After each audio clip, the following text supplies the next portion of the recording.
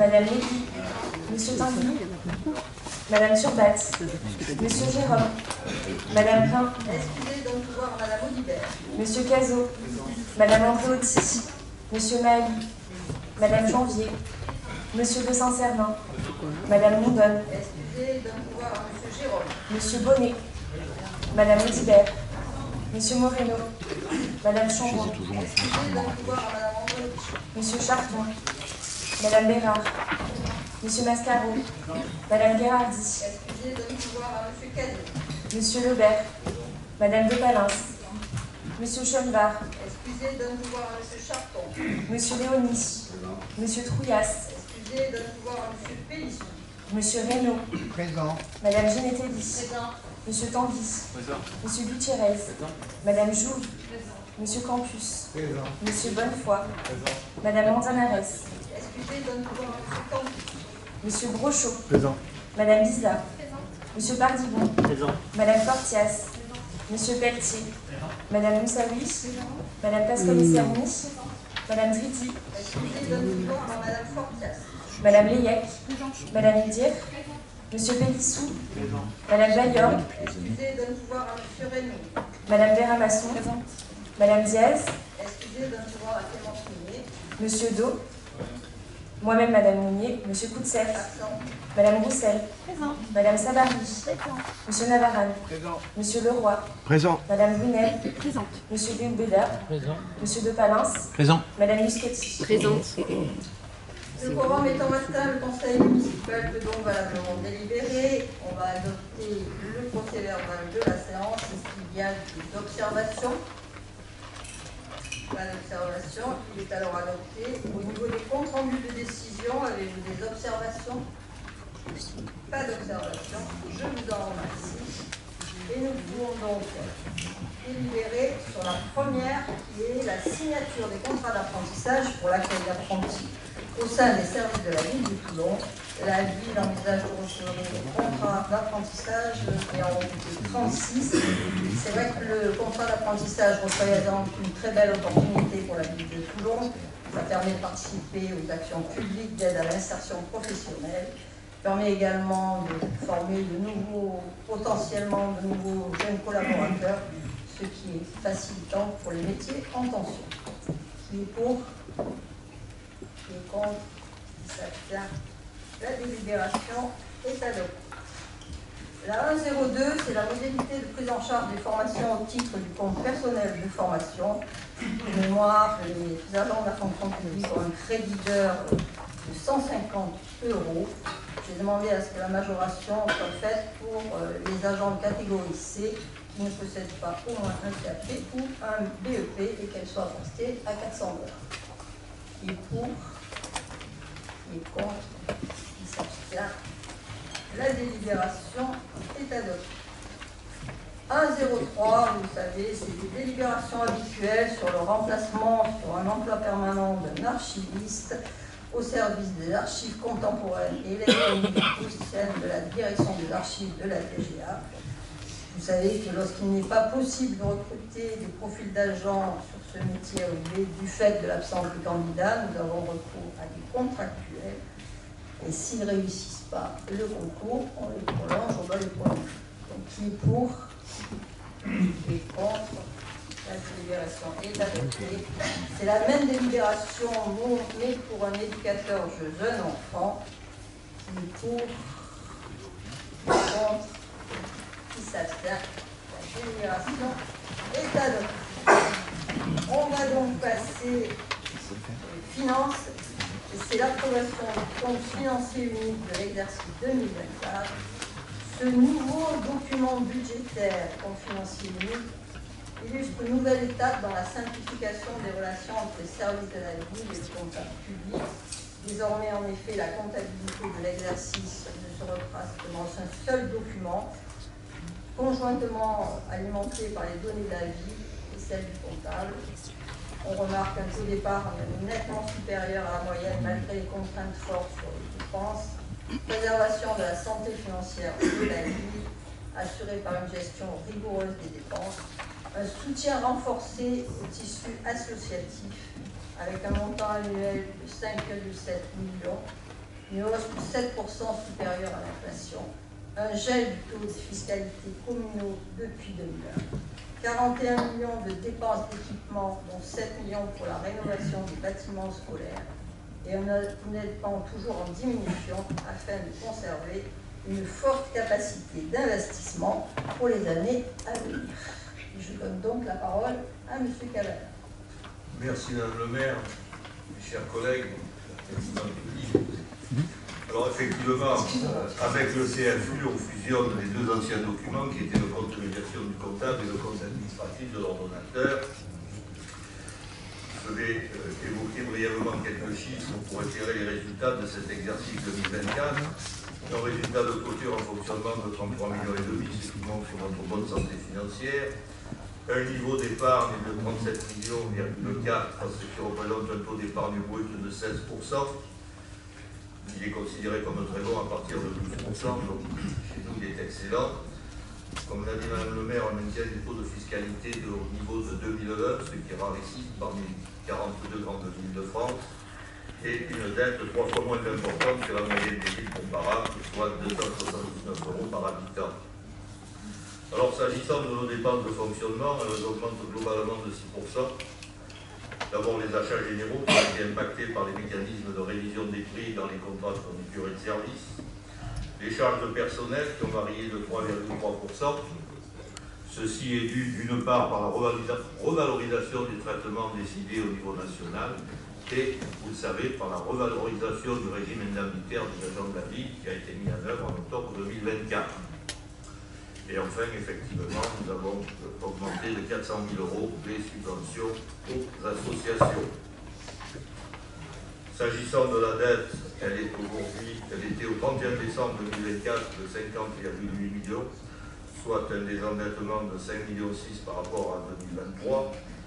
En d'autres termes, entre 2001 et 2024, l'endettement de la ville est passé de 214 millions à 50,8 millions, une diminution de 76%, ce qui fait de nous la deuxième ville la moins endettée de France pour notre strate. Et nous pouvons rembourser notre dette en moins d'1 an et demi. C'est cette situation financière saine qui nous permet de dégager des marges de manœuvre pour financer les projets à venir. Quant aux investissements, la ville a consacré 41 millions au titre des dépenses d'équipement, dont une grande partie, Madame le maire vous l'a dit, pour les écoles.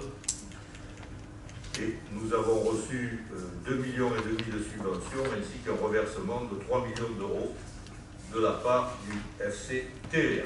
Voilà pour les principaux chiffres de ce compte administratif. Alors, M. Navarre. Merci Madame le maire, mes chers collègues. La simplification administrative ne simplifie pas, nous, notre travail d'opposition quant à l'expression des votes. Alors, je préfère vous le dire, si nous nous abstiendrons sur la délibération, nous maintenons ce qui était jusqu'ici notre discipline de vote, qui était contre la partie compte administratif et une abstention sur la partie compte de gestion, puisqu'il y a une partie un peu plus politique, le compte administratif, et une partie purement comptable, le compte de gestion. Donc, comme il y a un seul document unique, on s'abstiendra. Mais quelques explications sur ce positionnement. Il est un positionnement d'opposant constructif autant que faire se peut, pas toujours entendu, mais tout du moins écouté, je le sais.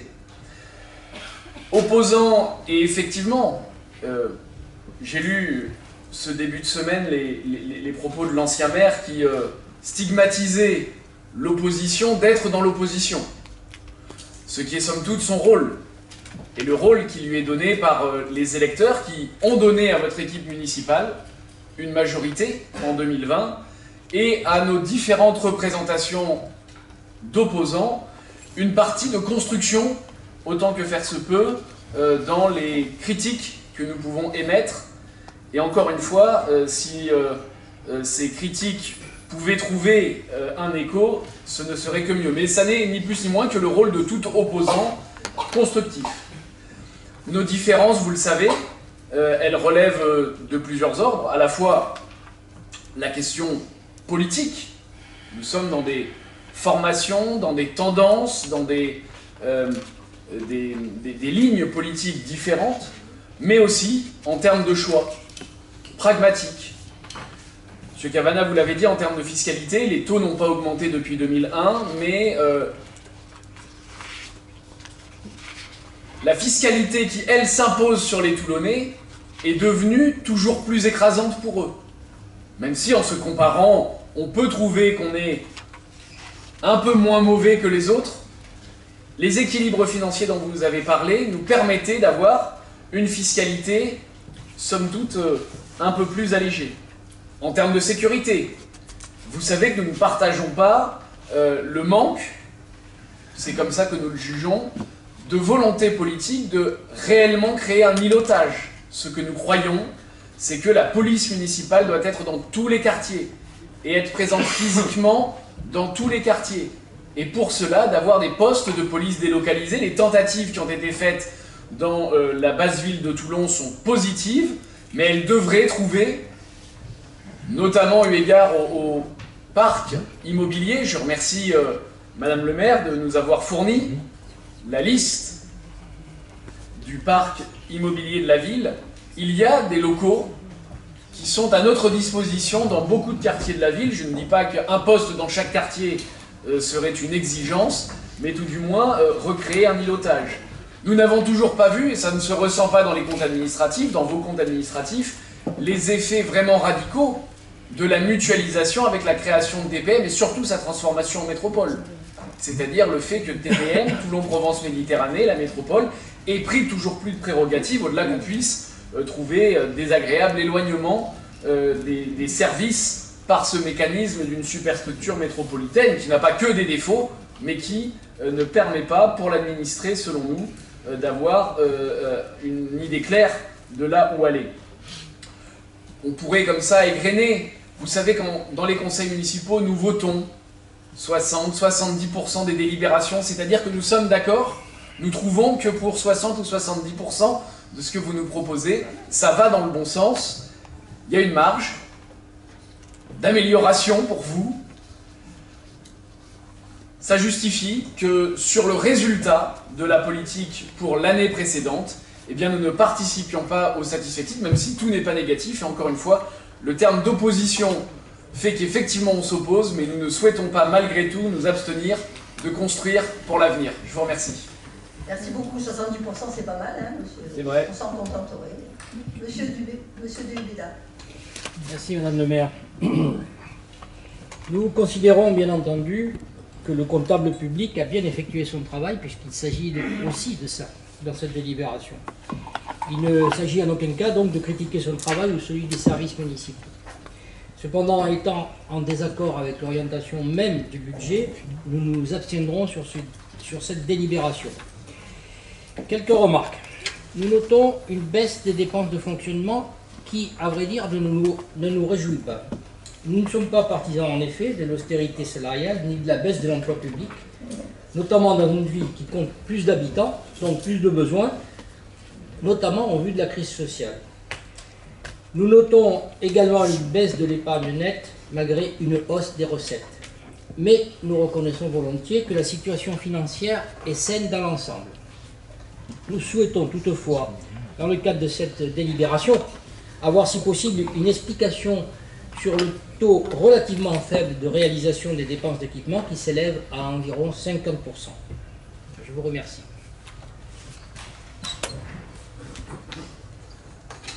Oui,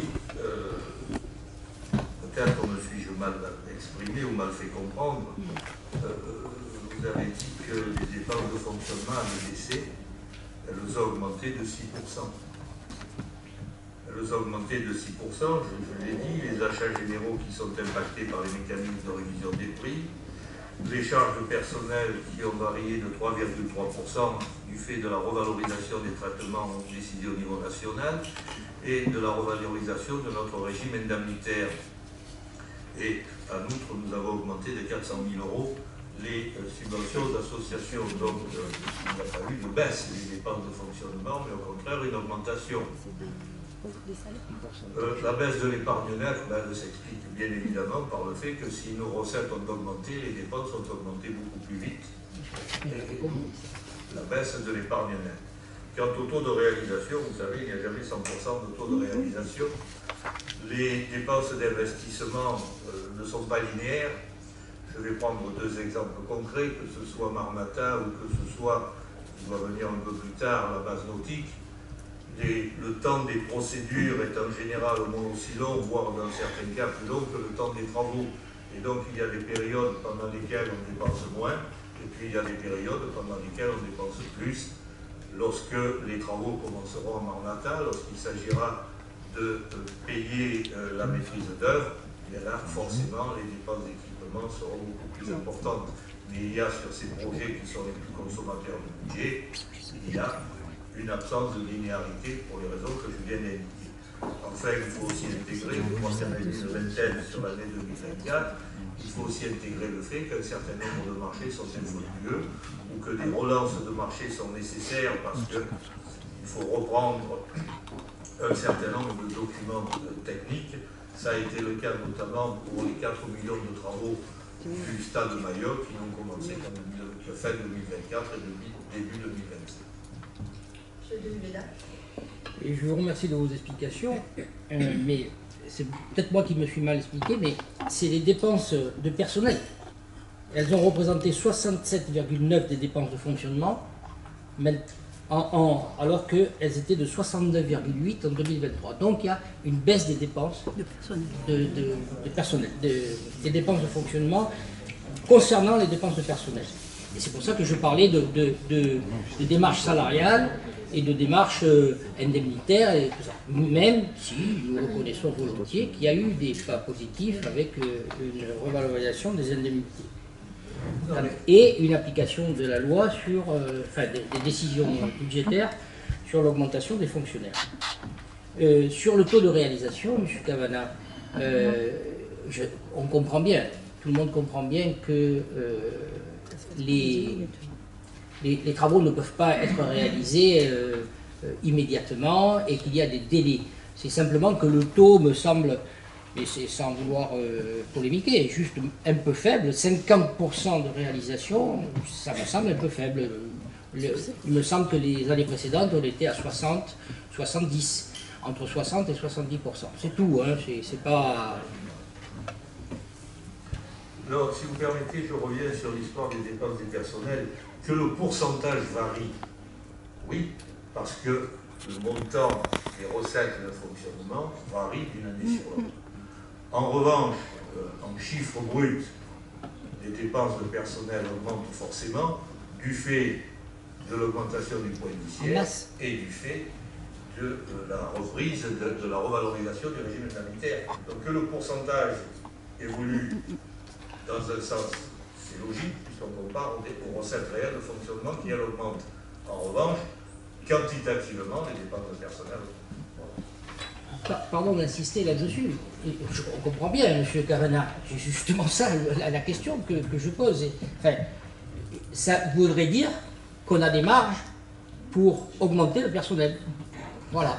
Puisque la dépense de personnel diminue par rapport aux dépenses de fonctionnement, donc le fonctionnement augmente, mais pas les salaires en gros. Pas suffisamment en tout cas, pas autant relativement. Monsieur De Palens. Madame le maire, mes chers collègues, d'abord une remarque sur le taux de taxe foncière. Si le taux de la mairie de Toulon, qui a été fusionné avec le taux départemental en 2017, n'a pas changé depuis 2001, il n'en est pas de même pour les autres taux. En réalité, nos concitoyens payent des impôts dont le taux a augmenté. Le taux pour les Toulonnais qui payent des impôts, et ils peuvent vérifier sur leur feuille d'impôt de taxe foncière, est le 5e sur les 22 métropoles, avec 61,68%. En réalité, votre équipe, puisque vous êtes majoritaire à la mairie depuis 2001, et depuis la création de TPM, et au Conseil général, en réalité, vous avez externalisé les hausses d'impôts. La métropole, qui n'existait pas en 2001, en 2003, son taux était de 0,34, il est aujourd'hui de 5%. Le département était en 2009 de 7,43 et avant la fusion, il était de 15,49, doublé. Le taux de commune ou mixte, en 2009, il était de 2,6, il est en 2024 de 4,55. Alors, sur le budget municipal, en réalité, c'est le reflet de la politique menée. Politique menée depuis 2001, avec le premier budget rectificatif. Cela fait donc 25 budgets dans lesquels vous présentez les mêmes orientations. Nous vous ferons donc les remarques habituelles, pour notre part, depuis 2020. Ce que nous pointons, le manque d'investissement, le manque de mobilité dans la ville et la métropole, le manque de logements sociaux, le manque de sécurité du quotidien, le manque d'espaces verts et de végétalisation, le manque d'inventivité, le manque d'animation, la lenteur du développement, le manque de perspectives étudiantes et de filières d'études. Vos choix d'investissement sont tardifs. Vos choix d'investissement sont tardifs et à la traîne des autres villes, par rapport auxquelles notre ville perd des places dans les classements nationaux. Vous avez aussi gardé cette vision idyllique et idéalisée que vous présentez dans vos communications, qui ne correspond pas au vécu de nos concitoyens. Vous avez conservé le réflexe de vous attribuer ce qui va bien et de rejeter sur les autres ce qui ne va pas bien. Vous occupez l'espace médiatique en vous associant aux vrais acteurs actifs de notre ville. Rejeter sur les autres ce qui va mal, vous êtes habitué. Vous, qui avez évoqué un complot en décembre 2022 dans une tribune signée par tous vos colistiers. Je vous cite, « Dans cette affaire initiée lors de la campagne de 2020, nous sommes tous convaincus qu'il, en parlant d'Hubert Falco, est victime d'un complot politique visant à l'éliminer de la scène publique varoise. Certains d'entre nous ont même été témoins de ce coup monté. » Fermez les guillemets. Là où les juges successifs n'ont trouvé que manquement, abus et dérives. Vous comprendrez donc que nous ne voterons pas cette orientation budgétaire et politique. Monsieur de Palens, je crois qu'il y a un temps pour tout. Ce matin, c'est le temps du conseil municipal. On va traiter les points inscrits à l'ordre du jour, si vous le voulez bien. Et avec votre vision catastrophique de la ville de Toulon, je me demande pourquoi les Toulonnais, depuis 2001, nous réalisent à chaque élection. Je vous y répondrai lors de la campagne, madame. Madame Muscosi. Merci Madame le maire, chers collègues. Un tout petit point, nous en avions parlé au moment du débat d'orientation budgétaire, mais je me permets ici de le souligner de nouveau. 2,5 millions d'euros de subventions perçues sur un budget de 41 millions d'euros. Je l'avais déjà évoqué, je ne comprends pas pourquoi nous n'allons pas plus chercher des moyens auprès de la région, de l'Europe. Je l'avais cité à l'époque, des différents appels à manifestation d'intérêt qui permettraient de venir cofinancer, de venir monter des consortiums, des associations publiques, privées, pour pouvoir mener de grands projets structurels pour la commune. Je ne comprends pas, vous ne m'aviez pas donné de réponse à ce moment-là assez argumentée. Évidemment que l'investissement permet, notamment, vous l'avez souligné Madame le maire, dans nos écoles, d'améliorer par la végétalisation des cours et d'autres projets. Mais quels sont les grands projets structurants? Où projetons-nous la ville dans les années à venir? Je veux dire, il y a pendant les campagnes électorales, tout le monde fait des... Enfin, on a de grands projets qui sont proposés, etc. Mais on ne propose pas un projet pour le deuxième ou troisième mandat possible. Aujourd'hui, il y a des engagements qui doivent être pris devant les Toulonnaises et les Toulonnais. On arrive sur la fin de ce mandat et c'est problématique de le défendre. Et on arrive sur une campagne électorale où on attendra aussi vos grands projets structurants. Ben oui, on a des idées, nous. Robert? Alors, s'agissant des subventions, je n'ai pas le décompte exact de ce que l'on a touché pour Chalucé, mais croyez-moi, ces subventions ont été importantes. Mais là, on parle de cette année. Plus près de nous, c'est la région qui a financé l'école paramédical des services de santé. Donc, pour les subventions, je pense qu'on se débrouille pas trop mal. Ensuite, les subventions, ben, c'est comme l'investissement, c'est pas linéaire. C'est fonction des projets et des décisions qui sont prises. Je l'ai dit tout à l'heure, il y a deux grosses opérations qui vont sortir, Marmata et la base antique, et là nous verrons si nous obtenons des subventions. Alors je voudrais revenir 2 secondes quand même sur l'objet du débat qui est le compte administratif.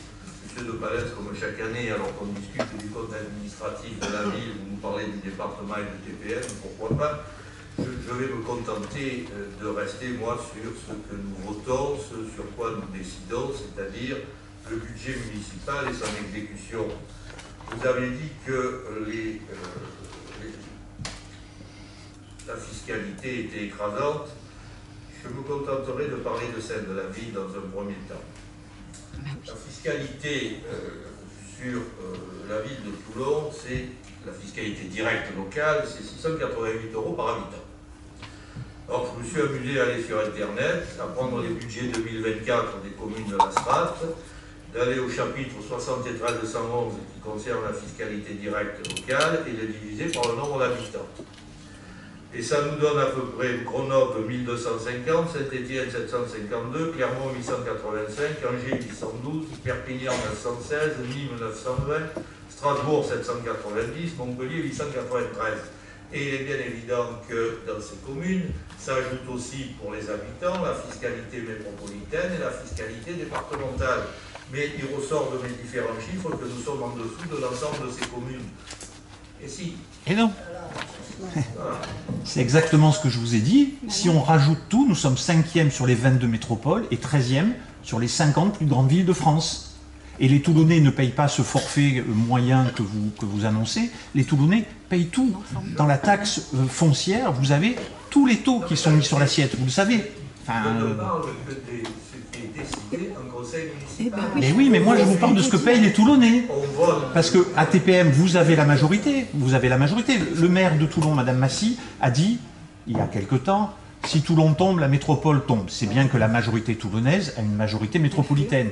Et au Conseil général, vous avez la majorité aussi, puisque vous avez présenté des candidats et que la majorité départementale est votre majorité. Alors, monsieur de Palace, Madame Muscotti siège à la métropole. Donc je crois que c'est une affaire métropolitaine. Demain, il y a un conseil métropolitain. Je l'encourage à dire la même chose au conseil métropolitain. Sur ce, je vais maintenant vous retirer. Monsieur Canada, la procédure est bonne pour financer. En même temps, moi je parle, moi après c'est notre Bien, mes chers collègues, je vous propose d'approuver le compte financier unique de l'exercice 2024. Et je vais au Nous, on n'y a pour rien. Qui est pour? Qui est contre? Qui s'abstient?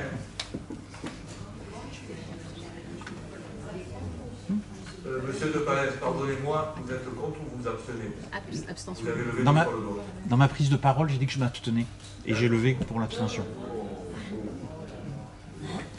Le compte financier unique est adopté. Je vous remercie.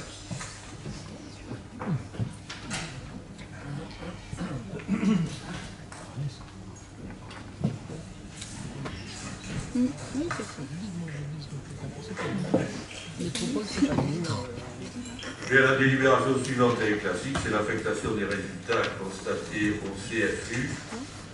Le budget principal donne lieu à un excédent de fonctionnement de 67 315 669 qui couvre un besoin de financement de 33 783 344, c'est-à-dire le solde d'exécution de la section investissement et le solde des restes à réaliser. Je vous propose d'approuver l'affectation des résultats. Qui est pour? Qui est contre? Qui s'abstient? La délibération est adoptée. Budget supplémentaire. Alors, des ajustements mineurs sur la section de fonctionnement qui illustrent la qualité de prévision du budget primitif, pourtant construit en novembre 2024 dans une période très difficile. Un abondement de 7,8 millions de dépenses d'équipement qui bénéficiera principalement à la politique éducation, petite enfance, jeunesse. Ça ne vous surprend pas, vous savez que je suis assez... Je fais de la petite enfance et de l'éducation. Je pense que c'est l'avenir, les enfants. Donc c'est vrai qu'on a vu. Une reprise du résultat de 2024 de 33,5 millions d'euros qui vient alimenter le niveau d'autofinancement et permet ainsi une nette diminution du niveau d'emprunt nécessaire. Et enfin, un équilibre financier 2025 qui garantit la bonne situation financière de la vie. Robert? Excusez-moi à chaque fois. Monsieur Navarre. Je vous remercie. Souvenons-nous, novembre 2024, et vous l'avez cité, Madame le maire, la situation, je ne sais plus quel est le terme que vous venez d'utiliser, difficile ou tendu. Moi, je me souviens même qu'elle était dans les discours, dans votre discours, dans celui du député Chenevard aussi, catastrophique. Une censure avait été votée et la France allait dépérir d'un choix politique irresponsable, avait-on dit. Et le moment de la présentation de ce budget supplémentaire, c'est aussi une manière de démarabouter ce discours catastrophiste de novembre 2024. Non, les choix politiques de censurer un gouvernement défaillant n'ont pas mené la France à la catastrophe ou nos collectivités dans de plus grandes difficultés que celles qui nous étaient déjà imposées par l'État. Puisque dans les mesures qui sont proposées dans ce budget supplémentaire, il y a des choses qui sont plutôt positives. Et puis il y a aussi, dans les choix qui sont les vôtres, et pour illustrer ce que nous avons dit en termes de fiscalité, une ligne sur laquelle je voudrais revenir, c'est le plus 1 million d'euros de taxes foncières qu'on va faire rentrer dans les caisses par rapport à la prévision qui était la vôtre au moment de l'adoption du budget. C'est-à-dire qu'aujourd'hui, vous allez soumettre au vote le fait que nous pouvons avoir, sans problème, 1 million d'euros imprévus, supplémentaires, à notre bénéfice positif, entre guillemets, dans les comptes de la ville, dépensable. Alors, c'est le choix, par exemple, je crois, que vous faites de diminuer l'emprunt prévisionnel pour venir compenser cette augmentation de recettes fiscales. Mais c'est exactement ce que nous vous disions, c'est que les recettes fiscales pèsent de manière écrasante sur les Toulonnais. Et là, on va adopter, nous allons voter contre, le fait que 1 million d'euros d'impôts en plus, par rapport à la prévision, vont peser sur les foyers propriétaires de la ville de Toulon. Parce que c'est aussi cela, ce qu'on pourrait appeler la justice fiscale, c'est que j'entends bien que la division par le nombre d'habitants, elle nous permet un élément de comparaison raisonnable, sauf que ce ne sont pas tous les habitants qui payent la taxe foncière, mais uniquement les propriétaires. Et nous sommes dans une ville où la part de locataires est plus importante. C'est une manière de pondérer, je ne nie pas une part de saine gestion. Encore une fois, nous ne sommes pas dans la critique systématique et absolue, mais tout de même, ce ne sont que les propriétaires qui payent la taxe foncière. Donc, ce million d'euros, vous allez le faire peser sur le dos des propriétaires toulonnais. Donc, c'est 1 million d'euros qu'ils vont avoir à payer de plus que ce qui était prévu. Il y avait avant la taxe d'habitation, d'ailleurs c'était un peu pareil, la taxe d'habitation n'était pas payée par tout le monde, elle était payée par les habitants qui étaient imposables. Mais là, en l'espèce, que cette taxe ne pèse que sur les propriétaires, c'est encore une fois le choix du législateur, le choix de l'État, d'ordonner la question fiscale de cette manière, mais c'est le choix des collectivités, s'administrant librement, de pouvoir faire peser moins sur les foyers propriétaires de la ville de Toulon, en adoptant, en votant pour ce budget rectificatif, eh bien vous acceptez de faire peser 1 million d'euros de plus sur la fiscalité des Toulonnais propriétaires, ce que nous refusons, nous voterons contre ce budget rectificatif. Je vous remercie. Est-ce que je peux en déduire que si demain vous nous remplacez, vous vous engagez... Vous déduisez bien, déjà, jusqu'ici je suis d'accord. Vous vous engagez à abandonner chaque année les résultats de l'évolution des bases locatives. Parce que c'est ça que vous nous demandez finalement. Lorsque les bases locatives évoluent à la hausse, vous nous demandez de ne pas en tenir compte et de ne pas les récupérer. Votre réponse est importante, monsieur. En fait, non, mais oui, elle est importante et elle est d'ailleurs une bonne illustration. Il est normal qu'il y ait un bénéfice fiscal supplémentaire au titre de l'inflation. Ceci étant, une saine gestion permet, en majorant ou en diminuant les taux, de majorer encore plus l'impôt, de faire payer encore plus l'impôt ou de diminuer la charge fiscale des foyers. L'engagement, mais permettez-moi, pardon, je fais peut-être un tunnel dans ma réponse, mais la réponse est claire. Oui, je pense qu'il va falloir des taux à la baisse, surtout avec une gestion qui est une gestion rigoureuse. Donc je pense qu'il faut baisser sensiblement les taux. Et là, ce vote-là, par exemple, il n'est pas du fait des taux. Donc je suis d'accord avec vous sur le fait que c'est l'augmentation mécanique imprévue des bases qui fait qu'il va y avoir 1 million d'euros de recettes fiscales supplémentaires sur le dos donc des propriétaires toulonnais, mais je crois qu'effectivement on peut, de manière raisonnable, diminuer légèrement le taux pour adapter l'augmentation issue des bases. Et donc en soi, le fait du maintien des taux, vous voyez, ici vous avez 1 million d'euros qui n'étaient pas prévus et donc dont on aurait pu faire grâce aux propriétaires toulonnais. Je pense que ça c'est assez clair, puisque on a adopté un budget en équilibre en fin d'année dernière. Donc ce million d'euros de bénéfices, de recettes fiscales supplémentaires, il n'était pas attendu, donc on pourrait peut-être le rendre aux Toulonnais propriétaires. Et en tout cas, nous c'est un engagement qu'on pourrait prendre, oui, sans aucun problème. Je retiens, vous allez diminuer les impôts des Toulonnais. Qui pour? Monsieur Delbella. Oui, Madame le maire, merci. Nous allons voter contre cette délibération parce que nous sommes contre l'orientation générale du budget et donc le budget supplémentaire est en concordance, en logique avec ce contre quoi nous sommes contre, donc voilà. Mais je profite de l'occasion, nous n'avions pas l'intention de faire un débat sur l'orientation budgétaire. Ça n'est pas vraiment le sujet. Ceci dit, je trouve légitime que l'opposition se pose des questions sur ces questions-là, sur le fait que les impôts en réalité augmentent sensiblement dans l'ensemble, dans la réalité concrète des portefeuilles des habitants de la ville et de la métropole, les impôts augmentent. Voilà. Donc c'est tout à fait légitime. Et il me semble préjudiciable pour la démocratie en général et même pour le fonctionnement de la métropole que l'on fonctionne en vase clos. Ah, la ville c'est la ville, la métropole c'est la métropole, le département c'est le département et la région c'est la région. Non, ça n'est pas la bonne façon de faire de ce point de vue-là.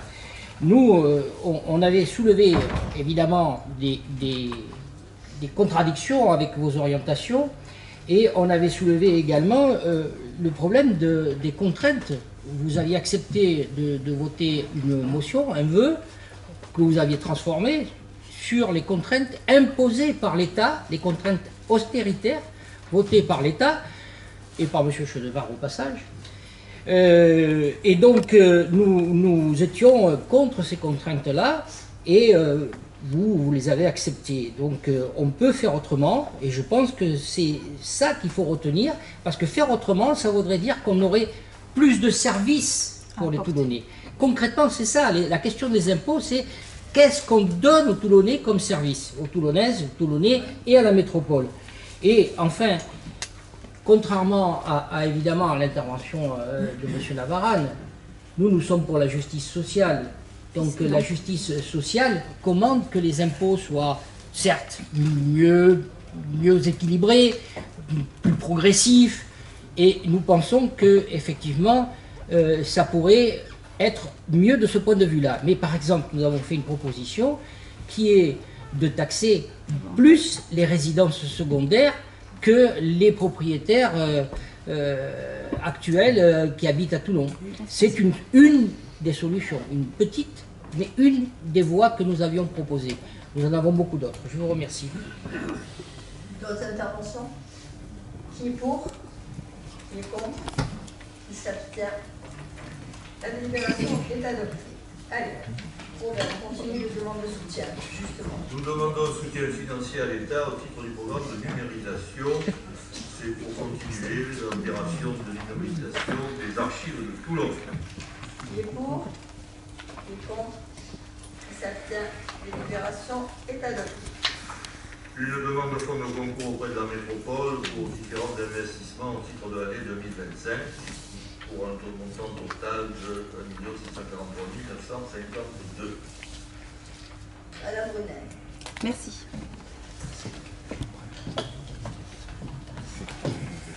Pardon. Cette délibération porte sur la mobilisation d'un fonds de concours auprès de TPM sur 4 opérations communales, dont celui du déplacement de la Fourrière, dont le montant prévisionnel de dépenses est estimé à 800 000 € et quelques.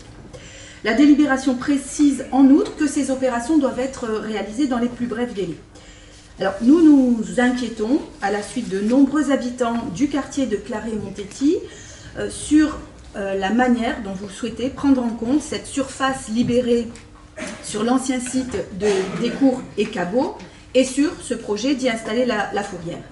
La fourrière serait située là, dans un quartier qui est déjà bien saturé à Claré, et ce n'est pas du tout appréhendé comme une opportunité par les habitants, qui réclament plutôt, eux, un parking gratuit au moins sur une partie du site, parce que justement dans Claré, il y a déjà des problèmes de circulation et de garage des voitures. Au contraire, dans ce quartier où il est déjà difficile de circuler, vous proposez que s'ajoute le balai des dépanneuses. Évidemment, cela va être un problème supplémentaire qui va s'ajouter dans le quartier. Un lieu en plein cœur du centre-ville, dans une zone qui a été en partie réaménagée d'ailleurs, pourrait davantage se prêter à des aménagements qui offriraient des espaces d'échanges sociaux ou de services au public. Et c'est d'ailleurs ce qu'évoquent les habitants, qui souhaitent notamment un lieu dédié à la santé dans le quartier, puisqu'il y a une véritable problématique de santé avec un seul médecin généraliste encore en activité et qui est très âgé. Comment avez-vous pris en compte ces interpellations dans le concours qui va être mis en place donc dans les plus brefs délais? Et plus largement, sur le plan urbanistique, quelle est la logique qui permet de faire penser qu'une fourrière en plein centre-ville et en plein cœur de ville pourrait être plus pertinente qu'une même fourrière située en périphérie de l'agglomération, près d'axes de transport accessibles, comme c'est le cas dans la plupart des villes? Alors Madame Brunel, je vais vous rassurer, il y aura à la fois le pôle santé et à la fois la fourrière. Et nous avons eu une réunion très constructive la semaine dernière avec le CIL, il y aura en effet les deux. Mais je dois vous dire qu'à l'heure actuelle, la fourrière elle est aux Allobroges, en plein cœur de Toulon aussi, pour laquelle on paye 150 000 € de loyer puisque c'est un particulier. Donc ça fera faire des économies à la ville de Toulon. Et je vous signale qu'il y a déjà un parc auto sur le site de Descours et Cabot. Donc, mais est-ce qu'il y a la fourrière? Oui, juste pour dire que là où est située la fourrière à laquelle il n'y a pas de problème, ça ne pose pas de problème au niveau stationnement et circulation. Non mais là je vous parle du projet à venir. Vous avez l'air de dans dire ce que ça projet. va poser de gros problèmes avec des problèmes de véhicules, etc. Parce que le quartier de Claré est déjà un quartier saturé. Ça ne pose pas de problème déjà énormément. Non, il y a pas de problème. Et on ne peut pas faire mieux d'un lieu de cœur de centre-ville que d'y mettre une fourrière selon vous. C'est le plus pertinent. Madame Brunel, à cet endroit, il y a déjà le parc auto. S'agissant des véhicules, on a calculé que c'est à peu près 20 véhicules par jour qui vont rentrer, qui ne vont pas stationner dans le quartier, puisque par définition, ils vont descendre sur ce site. Ensuite, ce site, je pense que vous le connaissez, il n'est pas très glamour, si vous me permettez l'expression. Oui, c'est sûr qu'il faut on investir. est en bordure de voie ferrée, on est en contrebas de tout le quartier. Vous nous l'avez présenté comme un site en plein cœur de Toulon qu'il fallait arborer. Restons raisonnables et regardons réellement d'un quartier qui a été rénové. Et donc ça va nous faire l'économie du site qui est aux Allobroges ainsi que du site qui est à la Farlène. Donc c'est plusieurs centaines de milliers d'euros que la ville va économiser, ça devrait vous satisfaire. Oui, merci Madame le maire. Je me permettrai juste de faire, je dirais, démonstration d'une expérience de vie, puisque je travaille depuis 25 ans dans ma vie civile à côté de la fourrière. Quand je dis à côté, c'est que je suis le voisin direct. Et aussi paradoxalement, que vous ne pouvez peut-être pas l'imaginer, le quartier est très inquiet que la fourrière s'en aille. Parce qu'à Lyon, mine de rien, alors nous, la rue, là j'enlève la casquette depuis quelques instants, Madame le maire, pardon, mais la rue est très étroite, le quartier est très contraint, donc je pense que vous connaissez Bois d'Allobroges, la Lyon est aussi un quartier très vivant et très proche du centre-ville. La fourrière ne gêne pas ni le passage des ambulances régulières qui vont chez un certain clinique à côté, ni les gens qui y vivent.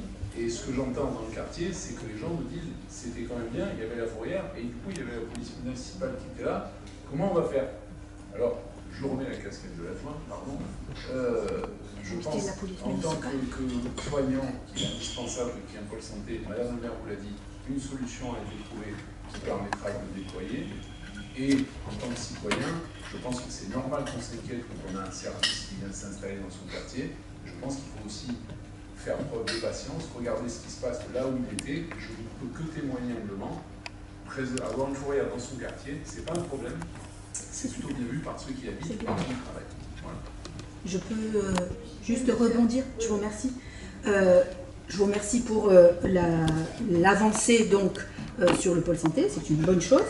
Je considère effectivement que les économies, lorsqu'elles sont fondées, c'est une bonne chose aussi, mais ça ne change rien aux arguments que j'évoquais. Le fait que le lieu ne soit pas aujourd'hui très glamour ne justifie pas qu'on en fasse un lieu encore moins glamour. On peut effectivement penser que dans le quartier, on pourrait organiser et avoir des projets plus valorisants qui justement permettraient aux habitants d'avoir des lieux sociaux, d'échanges qui soient plus favorables. Et ça, c'est une question d'investissement et de projet. On pourrait solliciter les habitants du quartier, peut-être qu'ils auraient, eux, d'autres choses à projeter que la fourrière dans le quartier. En tout cas, ça serait un lieu déjà sécurisé. Ah oui. Je crains que si on fasse un parking, on ait tous les désagréments que peut amener un parking, avec, surtout qu'il est en contrebas. Donc là, on est sûr que... Mais consulter les habitants. On les a consultés, puisqu'on a consulté pour... Mais non. Oui, alors c'est vrai que moi, au niveau des consultations, si vous voulez, je les préfère en petits groupes. Parce que moi, une consultation avec 300 personnes, j'appelle pas ça une consultation, j'appelle ça un métier. Et vous savez, comme déjà, quand on est autour de la table et qu'on est déjà une dizaine, on n'est déjà pas tous du même avis. Alors comment peut-on concerter efficacement? Alors après, bien sûr, si on fait une concertation avec des gens qui sont toujours d'accord avec nous, il n'y a pas de souci. J'en ai fait une récemment au Parc Raoult, où on n'était pas nombreux pourtant, on était 50. Et c'est déjà difficile à travailler à 50. Alors, quand on me dit on fait des consultations de tous les habitants, enfin, moi je vous dis c'est un meeting, c'est pas une consultation. Non, il y a des démarches participatives Et je qui fais. fonctionnent très Alors bien. c'est vrai que je les étale pas, je le fais, madame. Il y a des méthodologies qui sont adaptées. Je les étale pas dans la presse, par contre. C'est vrai que je le fais avec des petits groupes d'habitants, et je peux vous dire que je l'ai fait à la Beaucaire avec plusieurs groupes d'habitants. C'est vrai que, même si on m'accuse de médiatisation, je ne le fais pas. Voilà. Qui est pour? Ah, c'est là. Non, juste je vais remercier M. Bonnet qui a abondé dans le sens de l'îlotage, puisque effectivement, présence de fourrière égale présence régulière de police municipale. Je vous remercie, je ne m'y attendais pas, mais je l'ai pris un peu comme une forme de validation de cette stratégie d'îlotage. Monsieur Jérôme. Oui, Sanavaran, alors généralement vous vous plaignez en disant que pour la police municipale on met des budgets alors que la mission régalienne c'est la police nationale. Là je vois qu'on est en arrière, mais c'est pas une question de locaux l'îlotage, c'est une question de nombre de policiers. Si c'est pour, je prends la ville de Nice qui fait de l'îlotage et qui sur 750 policiers n'a plus de 50 policiers sur le terrain parce qu'ils sont tous dans des bureaux, c'est pas la volonté de la ville. Je pense qu'au niveau de la police municipale de Toulon, on est passé en peu de temps de moins d'une centaine, on va passer à 150 cette année, avec tout ce qui suit derrière. L'effort est très important. Voilà. On n'en est pas encore à l'îlotage dans les quartiers, mais à part le cœur de ville dont vous parlez, on a quand même maintenant une présence régulière sur le pont du Lac et Saint-Jean-de-Port. Et en fonction des effectifs qui arrivent, on aura une présence dans les quartiers. Mais ce n'est pas un problème de locaux, c'est un problème en fait d'effectifs de policiers pour qu'ils puissent s'occuper. Mais ce n'est pas un problème de fourrière. Voilà. Or, on parle bien que la mission principale de la sécurité, c'est la police nationale. Monsieur Leroy. Je vais peut-être à mon habitude, mais on parlait d'un lieu qui n'est pas glamour. Je pense qu'il y a vraiment moyen de transformer les lieux. Et il y a pas mal d'endroits où les voies ferrées, par exemple, sont recouvertes. Et j'ai même vu des jardins sur des voies ferrées. Ça peut faire rêver un petit peu, ça, plutôt que de faire des choses. Donc moi, je suis assez pour réhabiliter les alentours des voies ferrées.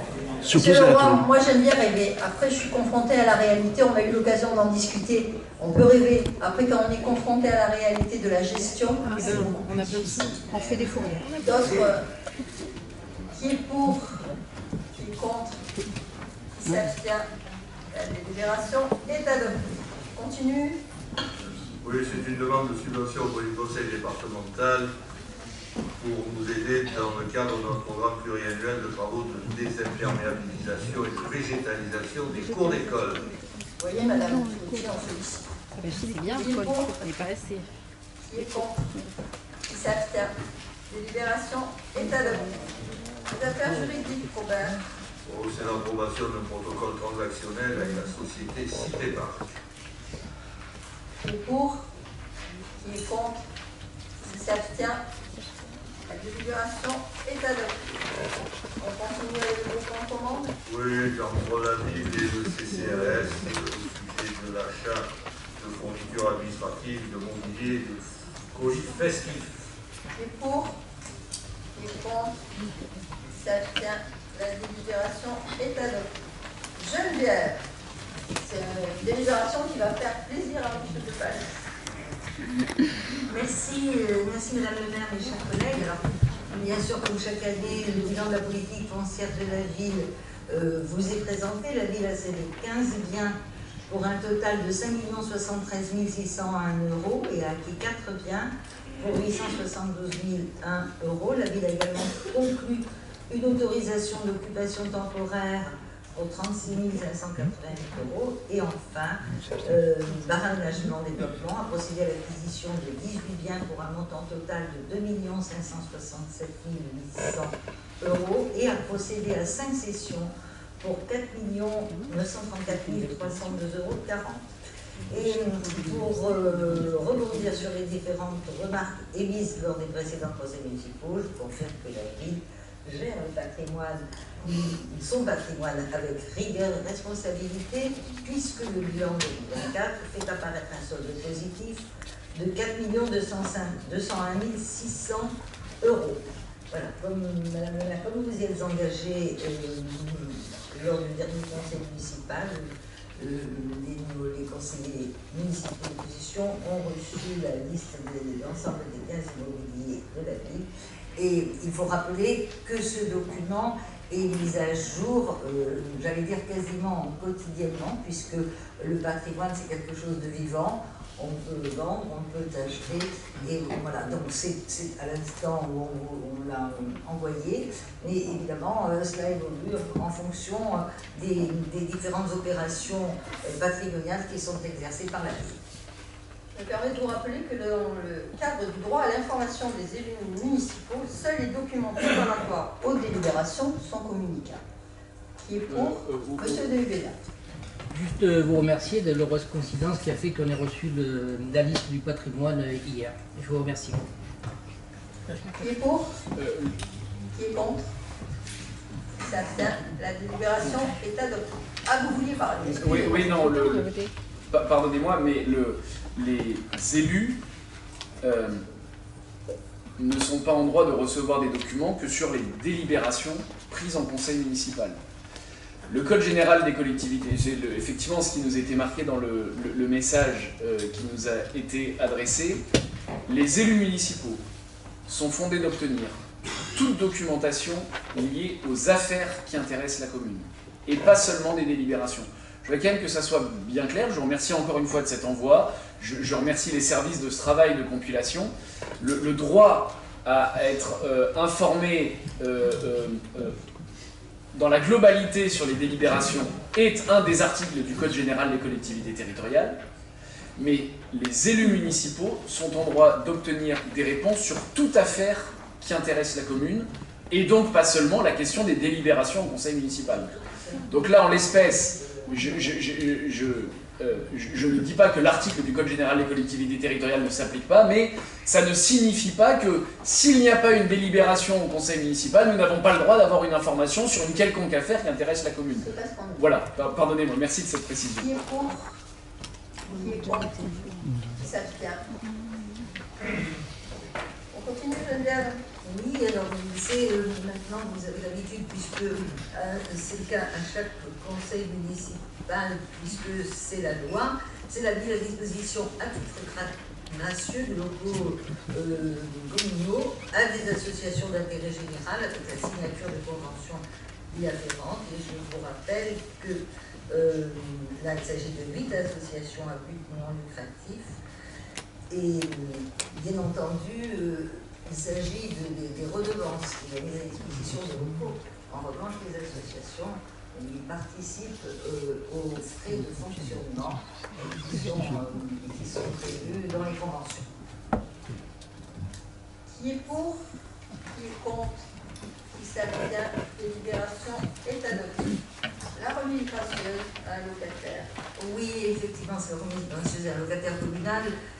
Par suite de différents allers-retours de courrier, la convention qui devait être signée concernant l'association culturelle de Montcaral a pris un peu de retard.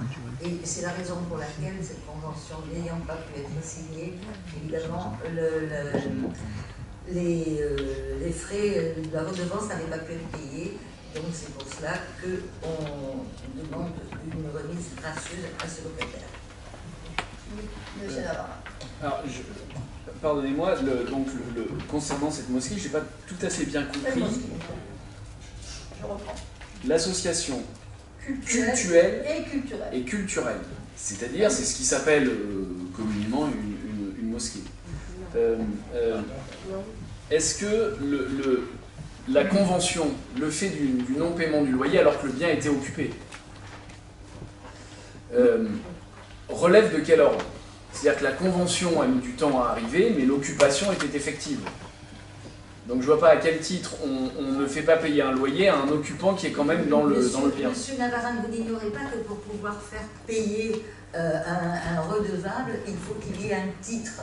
Et pour qu'il y ait ce titre, il faut qu'il y ait une convention. Donc tant que la convention n'est pas signée, le comptable public ne peut pas envoyer le titre de paiement. Donc c'est juste la raison pour laquelle effectivement ça... Donc il y a bien eu occupation du lieu, et en gros on fait occupation du lieu à titre gracieux. Sur la période. Qui est pour? Qui est contre? Qui s'abstient? La délibération est adoptée. Amiral. Madame le maire, mes chers collègues, il s'agit d'une mise à jour de la liste de tarification des produits qui sont en vente au sein du musée de Toulon. Qui est pour? Qui est contre? Qui s'abstient? La délibération est adoptée. Monsieur Jérôme. Il s'agit d'actualiser la taxe locale pour la publicité extérieure. Qui est pour? Qui est contre? Qui s'abstient? Délibération est adoptée. Monsieur Mali. Oui, merci Madame le maire, mes chers collègues. Il s'agit de procéder à la signature de la convention relative à la gestion de la réservation communale avec Grand Delta Habitat. Vous le savez, la métropole Toulon-Provence-Méditerranée, chargée dans le cadre de la réalisation du programme local de l'habitat, a souhaité accompagner sa déclinaison opérationnelle. Il est donc demandé à chaque réservataire de logement de signer une convention avec les bailleurs et donc du patrimoine sur son territoire. C'est ce que nous avions déjà fait en octobre 2023 pour 11 bailleurs sociaux et aujourd'hui il s'agit de faire la même chose concernant Grand Delta Habitat. Qui est pour? Qui est contre? Qui s'abstient? La délibération est adoptée. On continue. Oui, il s'agit ici d'instaurer et donc de définir également les modalités de délivrance des permis de végétaliser sur le territoire communal. Au titre des modalités, il s'agira son caractère est gratuit. On parlera également de la durée de l'autorisation, des conditions d'éligibilité des projets, la procédure d'instruction ainsi que la mise en place de la charte des permis de végétaliser. Les objectifs qui vont être poursuivis à travers cette délibération, le renforcement de la trame verte urbaine en multipliant les îlots de chaleur, créer des habitats pour la biodiversité, favoriser le lien social et la participation citoyenne autour de projets collectifs liés au jardinage et à la nature, améliorer le cadre de vie et sensibiliser aux enjeux environnementaux, mais également valoriser l'engagement local en matière de transition écologique. Monsieur Leroy. Merci Madame le maire, chers collègues. Végétaliser la ville est l'une des nombreuses mesures nécessaires pour adapter la ville au changement climatique. Nous nous réjouissons donc de ce permis de végétaliser que nous réclamions avec plusieurs associations depuis des années. Nous regrettons certaines limitations mises dans le projet, mais on m'a dit en commission que c'était un essai pour voir comment cela se passait. Nous espérons donc qu'une bonne communication sera faite autour de ce projet et que les habitants souhaitant se lancer dans la végétalisation de leur rue soient accompagnés afin de transformer cet essai en une réussite pour notre ville. Merci. Merci beaucoup. Qui est pour? Qui est contre? Qui s'abstient? La délibération est adoptée. Pour ce qui est de la jeunesse, en fait, c'est la 12-1101, attribution d'une subvention à l'association les yeux dans les jeux et la signature de l'avenant. Madame Véramasson sort. Voilà. Et ce projet, vous savez, c'est la reconduction du projet que l'on fait l'été avec cette association et l'animation du jeudi soir de 19h à 23h sur la période estivale. Et pour, qui contre, qui s'abstient, Madame Béramasson, est revenue. Monsieur Bonnet. Merci Madame le maire. Cette délibération a pour objet l'attribution de subventions à 9 associations sportives qui vont de l'aviron au triathlon en passant par la boxe, l'athlétisme et le football un petit peu pour un total. Madame, je continue de sortir.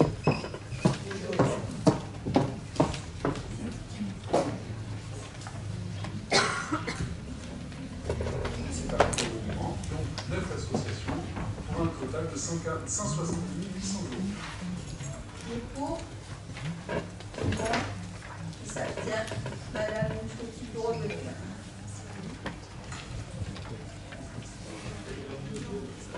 Alors, il reste en plus avec M. Bonnefoy, Madame de Palens et Madame Béramasson.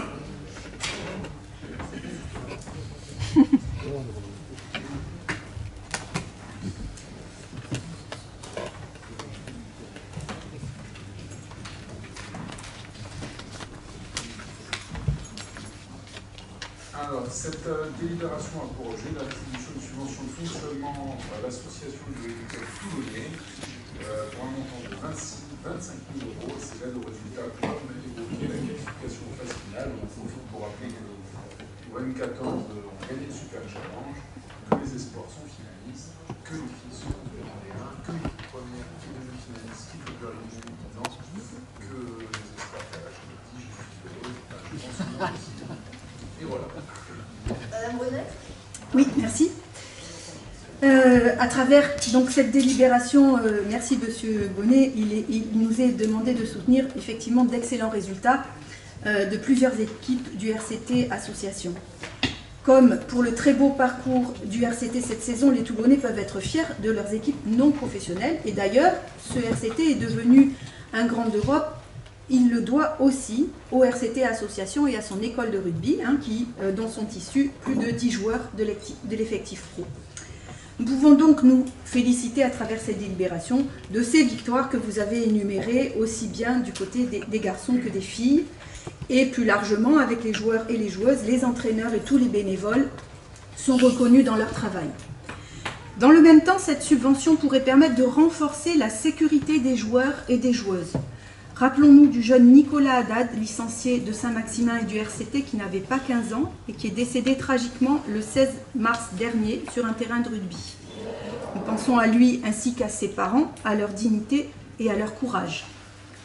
Et avec eux, nous pensons que la collectivité qui subventionne et se réjouit dans les victoires doit être aussi celle qui protège ses enfants. Nous demandons à votre municipalité de peser pour la généralisation des équipements de protection pour les joueurs et les joueuses et pour mener une campagne de prévention contre la violence et les gestes antisportifs. Les discours et gestes virilistes, haineux et violents n'ont pas leur place dans le royaume de l'Ovalie. Ils ne doivent pas gâcher les belles réussites que nous célébrons aujourd'hui, l'esprit du sport et a fortiori mettre en danger nos enfants. Alors, permettez-moi de répondre avec les mêmes deux casquettes que tout à l'heure. Il se trouve que je suis assez proche de la famille Haddad. Je ne pense pas que évoquer, et pardon pour un peu l'émotion, le décès de Nico, ça soit la place en conseil municipal. Bref. Et je n'ai pas envie de m'étaler sur les raisons de son décès, on en a beaucoup parlé, et ses parents font preuve d'un courage et de résilience qui est au-delà des exemplaires. Je les ai vus il n'y a pas très longtemps. Ça ne s'est pas passé. Enfin, il y a une action qui est en train d'être mise en place par ses parents autour de gestes qui sont des adaptations techniques qui pourraient éviter certains accidents. Et je les laisserai en parler parce que c'est l'objet de leur association. Ça sera notamment choisir les bons crampons en fonction du terrain sur lequel ils jouent pour éviter de glisser et d'en avoir parfois des conséquences. Les équipements de protection n'auraient rien changé à ce qui est arrivé. Voilà, je ne vais pas m'étaler sur la raison médicale parce que c'est pas en vie, on pas fait, c'est pas moi. Sachez qu'on est plus qu'engagé depuis longtemps dans la prévention, que le RCT le fait, que les encadrants sont formés, on sensibilise les parents, on va le refaire et qu'a été proposé à Madame le maire quelque chose de commémoratif, mais dans l'esprit de ce que veulent les parents de Nicolas, c'est-à-dire de sobre, de discret. Ses deux frères continuent rugby, les parents veulent qu'ils continuent rugby. Il a été démontré que le port d'un casque ne change pas grand-chose, voire même parfois il accentue le risque. Donc oui, on s'y engage. Je pense que c'est un peu différent de la délibération d'aujourd'hui. Sachez que je l'ai particulièrement à cœur, vous vous en doutez bien. Mais sur ce sujet-là, voilà, la prévention, oui, il n'y a pas de sujet, mais il ne faut pas le mélanger, je pense, à un enjeu de performance et sur le reste. Et sachez qu'on le fait, je peux vous rassurer là-dessus, on est extrêmement vigilant. Qui est pour? Qui est contre? Qui s'abstient? La délibération est adoptée. Et ce fois-ci, nos collègues votent contre. Laurent, on va plonger? Eh bien, on plonge, on replonge, puisque cette délibération a pour objet la signature de la convention avec la métropole de Toulon, le festival de musique et bien sûr la ville pour la troisième partie, pour le spectacle Replouf, qui a eu lieu le 50e anniversaire du stade de Fort-Marchand et qui a eu lieu cette année avec le collecteur et culture du conservatoire. Donnez-nous de nouvelles places en hier. Pour ça, je ne connais pas plus en info. Merci. Qui est pour? Qui est contre? Qui s'abstient? La délibération est adoptée. On continue. Alors, avant. Alors, la sorte. Madame Laïe, M. Masternet, M. Barbidon, Madame Lévy, M. Mahali, Mme Rondonne, M. Guterriès, Mme Vera-Masson, M. Bonnefoy, Mme Muscouti, Mme De Palace. Moi, c'est bien resté grand. Que de sportifs. Focus en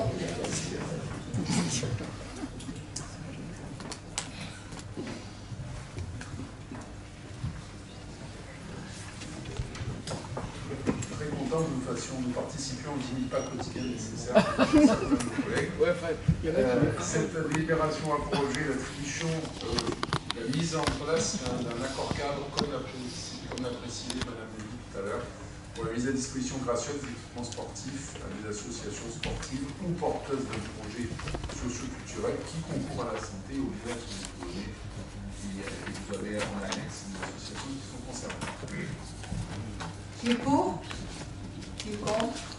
Qui s'abstient? La délibération est adoptée. Tout le monde peut revenir.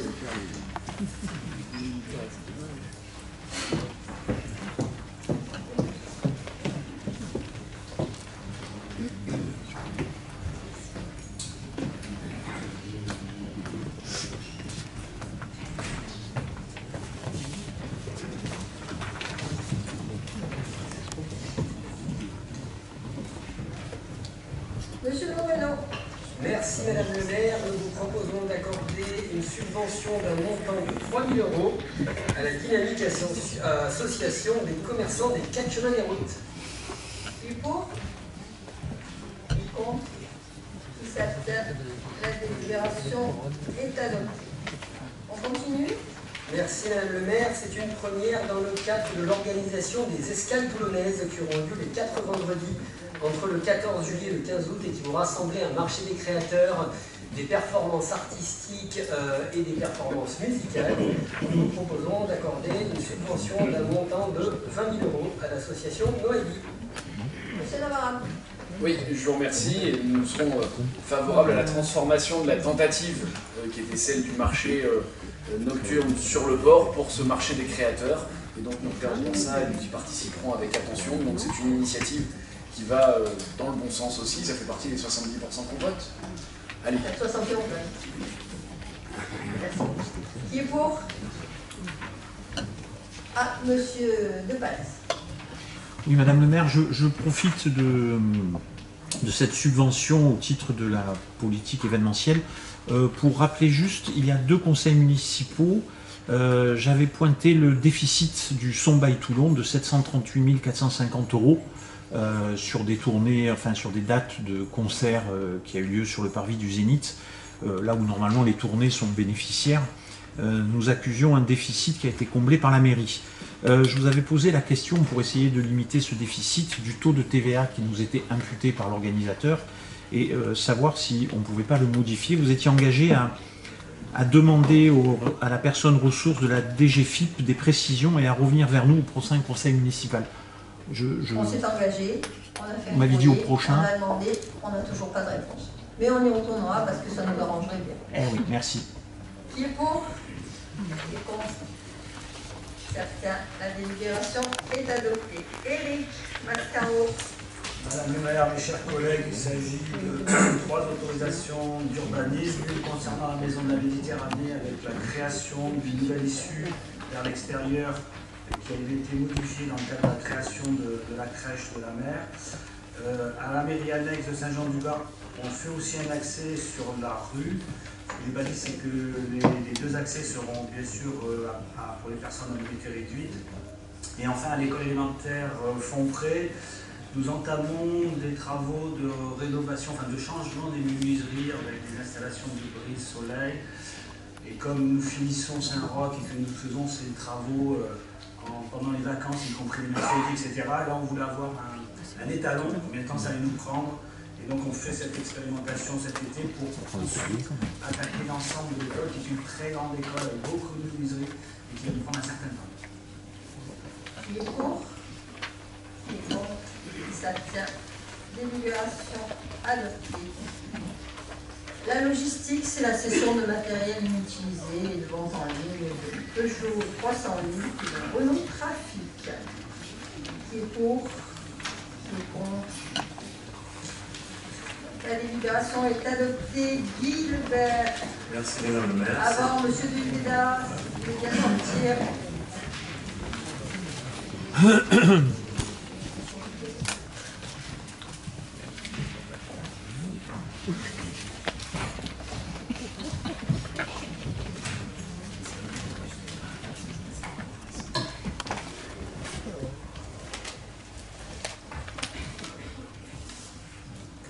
Merci Madame le maire. Cette délibération a pour objet d'attribuer des subventions à 2 associations, l'Association nationale des anciens combattants et amis de la résistance pour une somme de 1200 € et l'Amicale des anciens marins du transport de Chalon et de département Orage pour une somme de 200 €. Qui est pour? Qui est contre? La délibération est adoptée. L'ordre du jour étant épuisé, je lève la séance et vous donne rendez-vous au mois de juillet.